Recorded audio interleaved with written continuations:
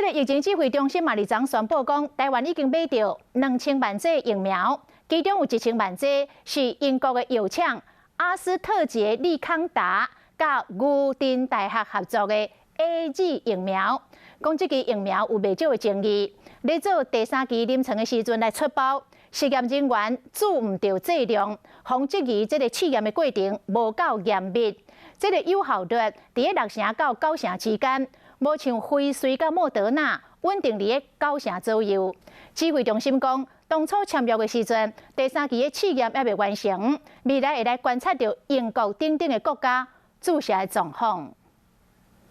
这期阿斯特捷利康甲牛津大学合作的疫苗，台湾确认讲会使买到1000万剂，不过伊本身的效力伫咧6成到9成，辉瑞甲莫德纳稳定伫9成，所以讲专家归类伫咧第2级的疫苗。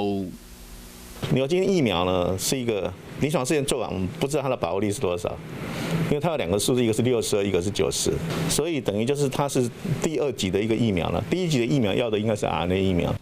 AZ 疫苗是将新冠病毒的 S 蛋白放伫腺病毒上注入人体，利用伊 S 蛋白刺激免疫系统产生抗原，进一步有抗体对抗新冠病毒。不过，有专家认为讲，台湾有7成的人口畏过腺病毒，可能早就有抗体啊，会有偌济效果，还阁观察。它可能是会往62%偏，问题偏多少？它应该会再做一个临床试验。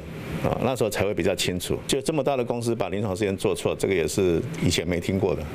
另外，AZ 疫苗第3期人体临床试验突锤，研究人员用到剂量，所以讲研究结果嘛，未至于讲无够严格。目前嘛，敢若英国通过院内许可。我们当初在谈的时候，大家也都是一样，在没有足够的资讯状况下，那不过当然确实，所谓的临床试验，通常也不是说一个3期临床试验就已经叫做这个疫苗的评估是已经完整了。指挥中心强调讲，疫苗上近3月就摕到，这段时间会观察各国自卫情形，厂商后续又搁较侪临床实验，拢法度去检验疫苗的有效甲安全性。